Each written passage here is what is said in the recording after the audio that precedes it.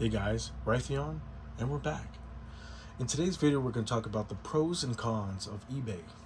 Now, I'm no stranger to eBay, and I'm sure a lot of you guys that are listening and watching are no strangers to eBay. eBay is like one of the best places to actually buy some of the video games and collectibles for your collection. Now, going into it, we're going to talk about the cons first, because I always like to start with the cons. One of them is you can get scammed. Now, it doesn't happen all the time, but I must say that if it's too good to be true, chances are it is.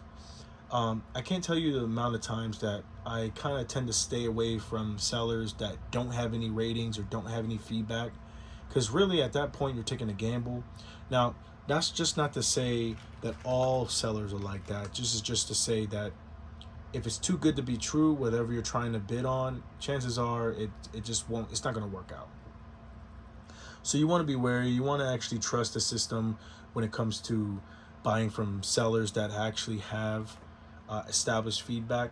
Now, sometimes you can get burned from a seller that has a top rating or a seller that does have ratings, but you just want to look at the feedback, look at their feedback, and actually make your decision or a cognizant decision to actually want to place the bid on the auction or buy their product.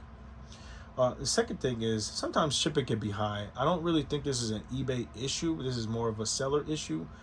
But sometimes I look at certain games, like for example this God of War, or maybe this Spider-Man, Amazing Spider-Man game, and they have these things priced at like $6, $7, $8. There's no reason why it should be that expensive. Chances are they probably didn't get the weight correct, and they're just they're trying to they want to package it per se, but they also want to make sure that they get a little bit of leeway just in case if you purchase or somebody buys it, they have a little bit of leeway where they can have room to actually put it in a box or put it in a bubble mailer or pad it up to where it's protected. But yeah, like I said, that's not really on eBay most of the time. It's really on the seller. But it happens a lot. I've seen it a lot. Or people over guesstimating the shipping costs or the weight. And just real quick, guys, when I bought my Nightmare statue off of a guy from Canada, or excuse me, not Canada, Germany, he actually charged me, it was like $150 to actually ship it from Germany to here. And he misunderstood a lot of the shipping costs, and it was extremely expensive because it has to go through customs and stuff. So that's just a prime example. Like, they're wanting you to charge you a lot more or additional for the price to ship the item to you. So I think that's just a seller thing. But yeah, moving on. Not enough photos, or just bad photos in general. A lot of times when you have a new person on eBay or somebody that's kind of established, they don't really know how to take photos of certain things. Me personally, I like to take photos of the front, the back, the side, everywhere that, battery compartment, the game, especially if it's a game, the front, the side, the spline, the back, inside, the disc. You want to make sure you take pictures of those. But sometimes on eBay especially, they make bad photos on those a lot of the time. Sometimes I only have one photo or maybe two photos. Like, you need at least a good 8 photos to actually make the listing actually good and worth somebody actually checking it out. But not enough photos and bad photos. Another con is that you can get stuff, you can buy a game. Let's say, for example, you buy this God of War 2 and you get it in the mail and it could be in crappy condition.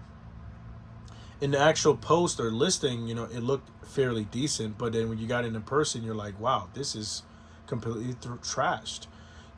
Somebody looked like they kind of scraped this game case or maybe the disc through pavement or something like that.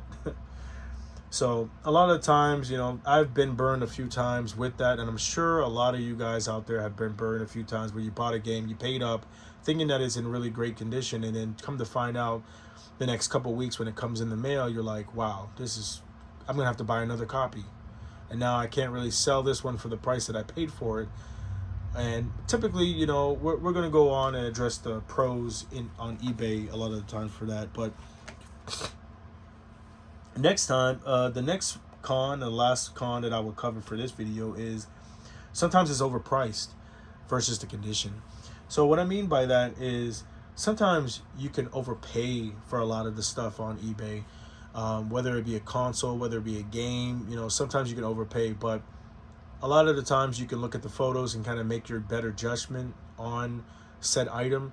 You can look at the item like this Amazing Spider-Man. You're like, you know what, this is a really clean example. Or maybe it's a console, backwards compatible, PS3, a console, a game, a collectible, statue, whatever. You can make your better judgment on it, and you can like, yeah, you know what, this is an amazing condition, best condition that you could possibly get, versus you buying it sealed. You know what, I'm just gonna put the money on it and buy it. But sometimes you might overpay for something that it's not really, the condition doesn't really reflect the quality of what they actually listed as. Now going into the pros, now there was the condition worse in person.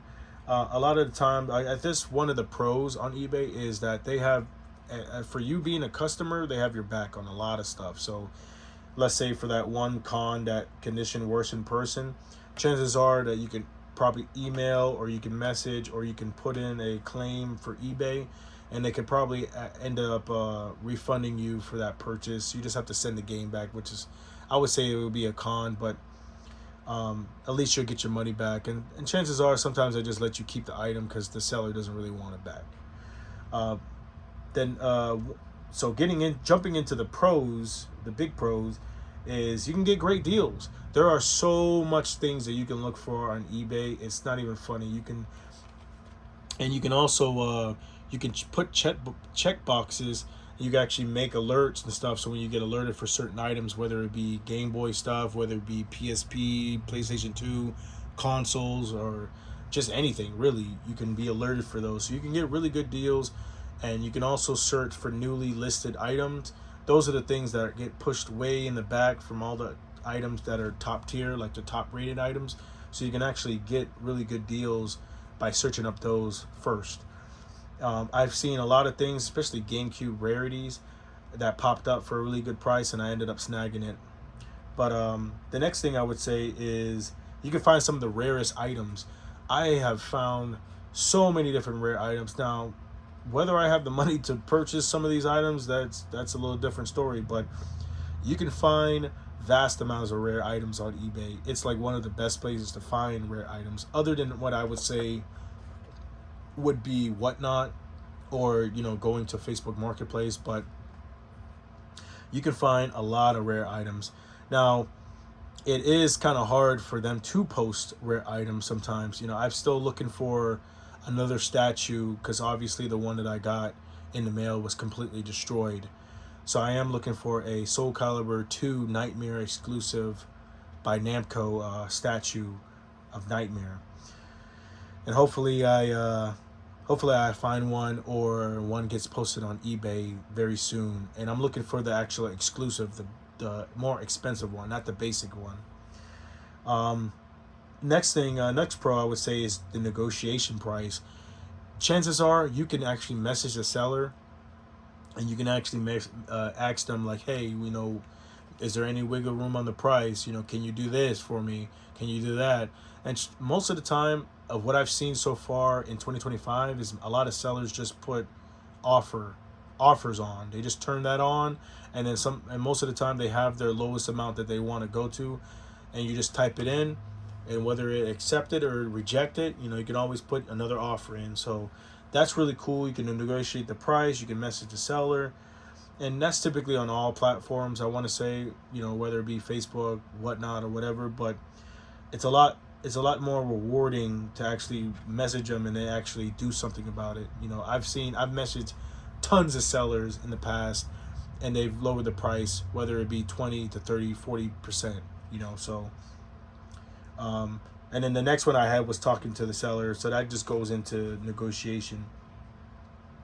The next one I would say is you can find stuff to complete the games that are incomplete.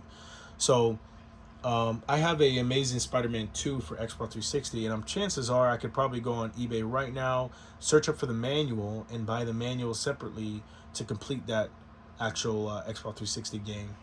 And that goes for everything. A lot of the I used to collect Voltron diecast figures, and a lot of the times when you're buying the Voltron figures, whether it be on different websites or you picked one up on Facebook Marketplace, a lot of the time they don't have any of the weapons, the swords, Voltron swords, all the little mini weapons that they have for all the Go Lions. A lot of them go missing and stuff, but you check on eBay, you type in the model number for whatever Go Lion that you have, and chances are it'll bring up a whole bunch of results and stuff for you to buy whatever weapon that you're looking for, or maybe you're missing the Go Lion heads for the arms and stuff. There's so many different things that you can buy to complete your games. You know, I picked up a few things. I think it was Ninja Gaiden Black, I think is what I picked up. I picked that up from Second and Charles, and I actually ended up completing it because I found a manual for like $4 on eBay. So I was like, you know what? Why the heck not?